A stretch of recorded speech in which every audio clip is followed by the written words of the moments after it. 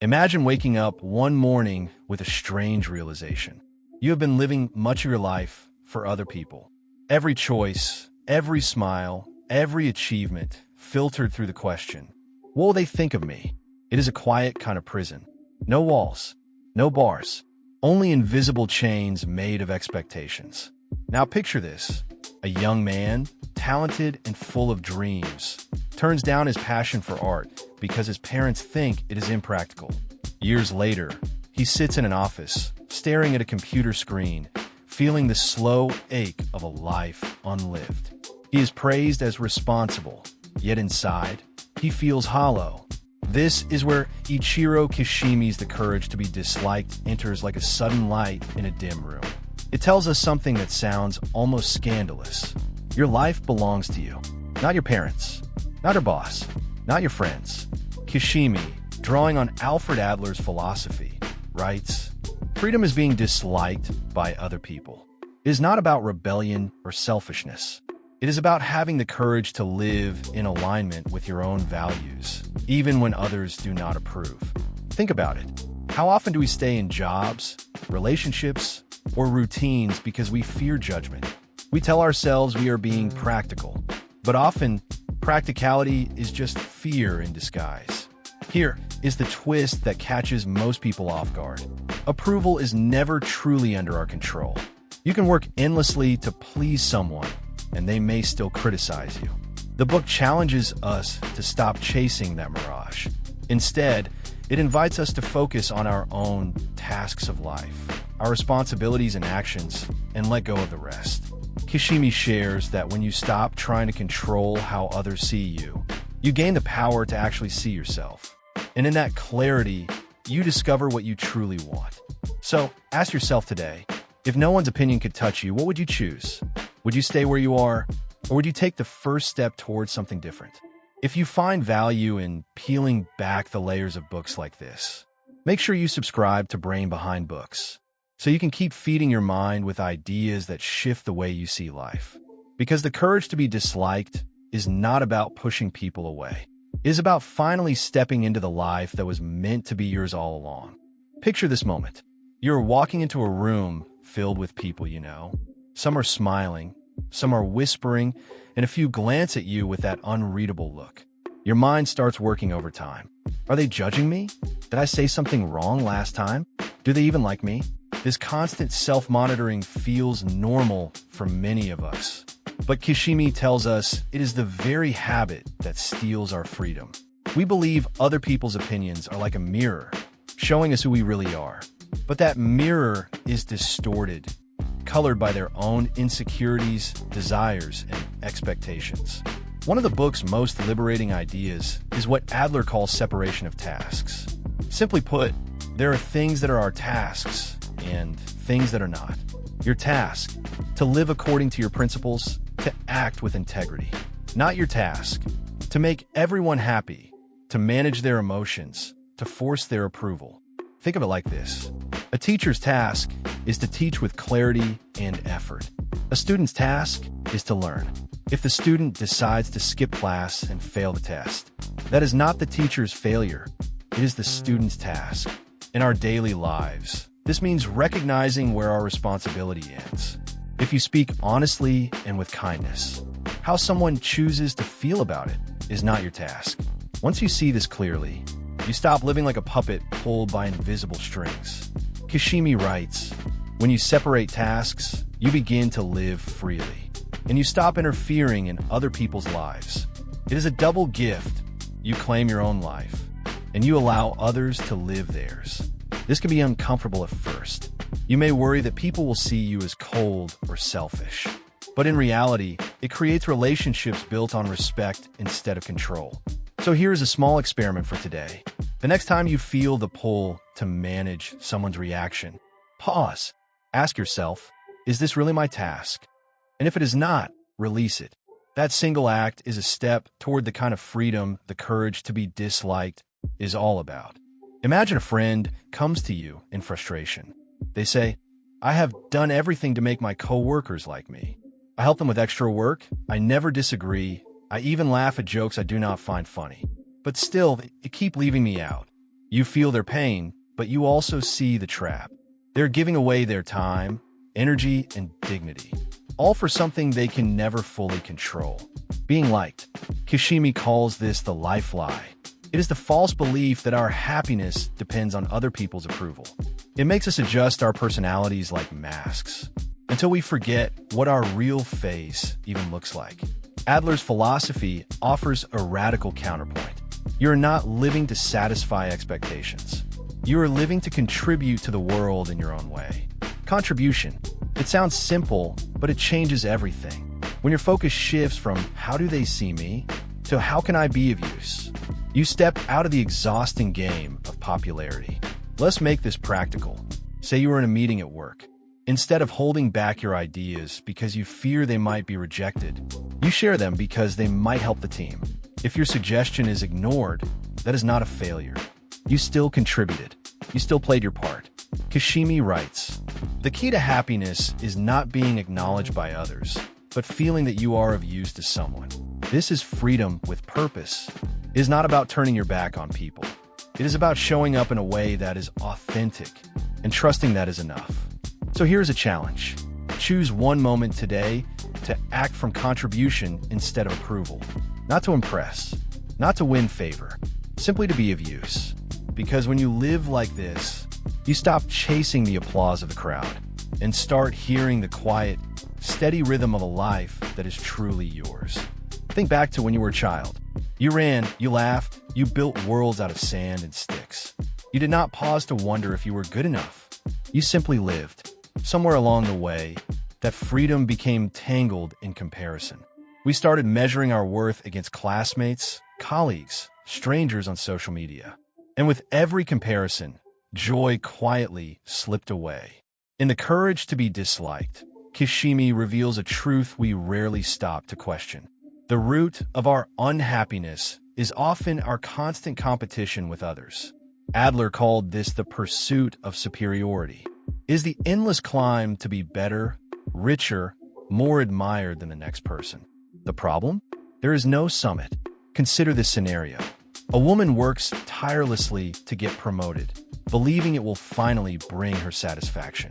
She earns the title, the raise, the corner office. But now she sees someone else earning more, leading a bigger team, traveling to more exotic places. The ladder stretches on forever. Kishimi challenges us to step off that ladder entirely. Instead of aiming to be better than, aim to be better with. Your life is not a race. It is a series of tasks, contributions, and moments that are entirely your own. Here is the shift. When you measure yourself against others, your worth is fragile. When you measure yourself against your own growth, your worth is unshakable. Try this today. Pick one area of your life, work, health, relationships, and compare yourself only to who you were last year. See the progress, however small. That is the real victory. As Kishimi writes, true freedom is being unconcerned with how one is seen by others. When you let go of competition, you rediscover the lightness you once had as a child, and it becomes possible to run, laugh, and live without looking over your shoulder. Picture a man standing at a crossroads. One path is wide and well-paved, lined with people nodding in approval. The other is narrow, uneven, and silent. No applause, no reassuring glances. Most people would choose the first without hesitation. But the courage to be disliked asks, what if the second path is the one that leads to your true life? Kishimi reminds us that comfort and approval are not the same as fulfillment. Many stay in jobs, relationships, or lifestyles that drain them, simply because they fear the loneliness of stepping away. But loneliness, as Adler's philosophy explains, is often just the discomfort of standing in your own space for the first time. Here's a story. A man in his 30s leaves a secure corporate job to open a small coffee shop. Friends shake their heads. His parents worry. Customers are few in the first months.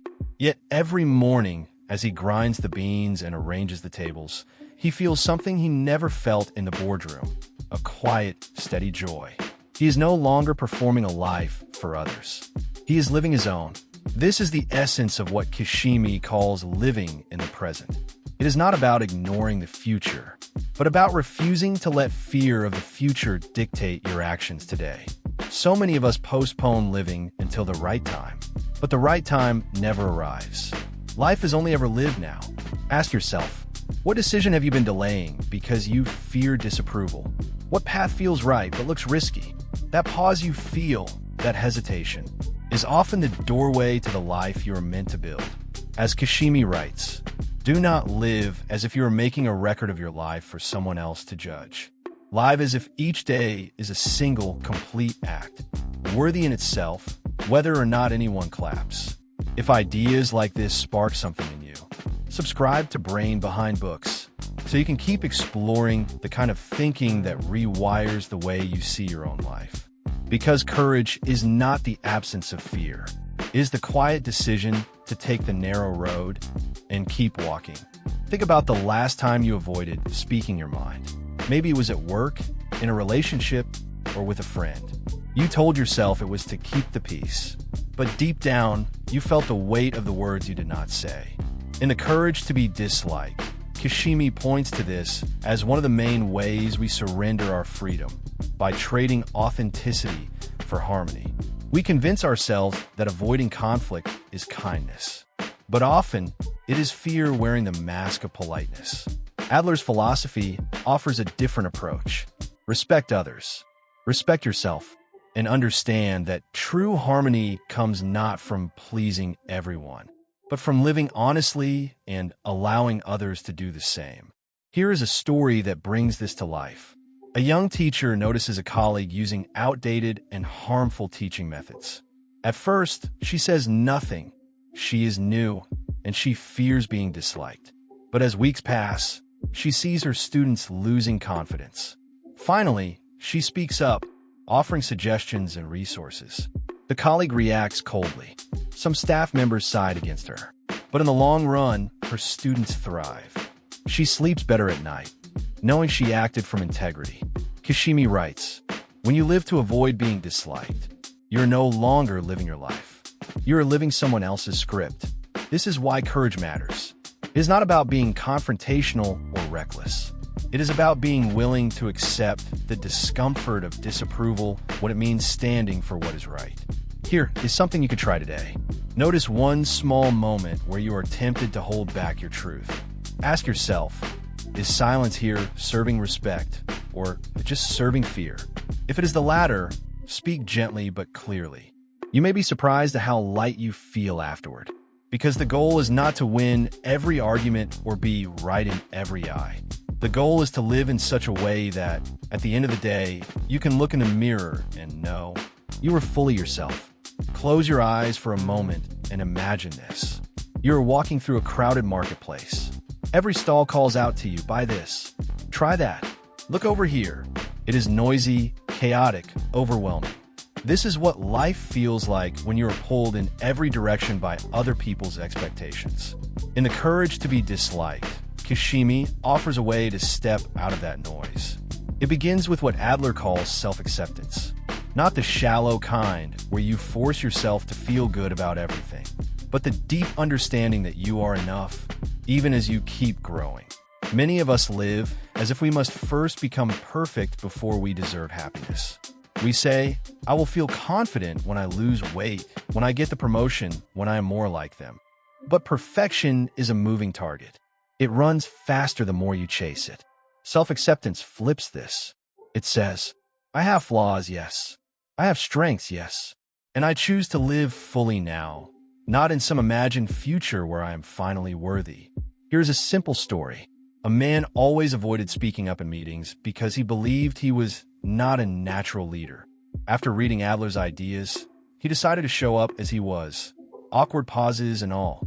Instead of trying to imitate the most confident person in the room, he focused on contributing from his own perspective. Over time, people began listening more, not because he transformed into someone else, but because he stopped apologizing for being himself. Kishimi writes, no one is perfect. All people are incomplete. We are all living while being incomplete. When you accept this, you stop living in constant self-criticism. and start focusing on how you can be of use right here, right now. So here is today's challenge. Catch yourself in one moment of self-judgment. Pause. Replace the thought, I am not enough, with I am in progress, and I am showing up. Because the courage to be disliked is also the courage to be seen exactly as you are. Imagine you are standing at the edge of a quiet lake at dawn. The water is still. The air is cool. In that silence, there is nothing to prove, no one to impress, no scoreboard to climb. It is just you and the choice of how you will live today. The courage to be disliked closes on a truth that can change everything. Happiness is not something you chase. It is something you create moment by moment through the way you relate to others and to yourself. Kishimi explains that real happiness comes from what Adler called community feeling, a sense of belonging that is not about fitting in, but about recognizing that you are part of the shared human story. When you stop obsessing over how you are judged, you have the energy to contribute, connect, and care without keeping score. Think of a neighbor who waters your plants when you are away, not because they expect you to return the favor, but because they simply want to help. That kind of action creates a thread between people, a thread that is stronger than approval, status, or competition. The book's final challenge is deceptively simple. Live each day as if you're already accepted. When you walk into a room, act as though you belong, because you do. When you speak, speak as though your voice has value, because it does. Kishimi writes, "The courage to be happy also includes the courage to be disliked. The two cannot be separated. If you are willing to face disapproval, you unlock the freedom to live with joy, meaning, and self-respect." So here is your invitation. Step into tomorrow with the quiet bravery to be yourself, fully, unapologetically, and without negotiation. Give your gift to the world, not in exchange for applause, but because it is yours to give. And if you want more books that challenge the way you think and live, subscribe to Brain Behind Books, because the greatest changes begin not when the world accepts you, but when you accept yourself. If you want to improve your life, build better habits, master your mindset, and discover practical solutions to everyday challenges, this channel is for you. We create powerful, book-based insights and life lessons that help you grow, think differently, and take action. Subscribe to Brain Behind Books and start your journey toward the life you truly want, one idea at a time.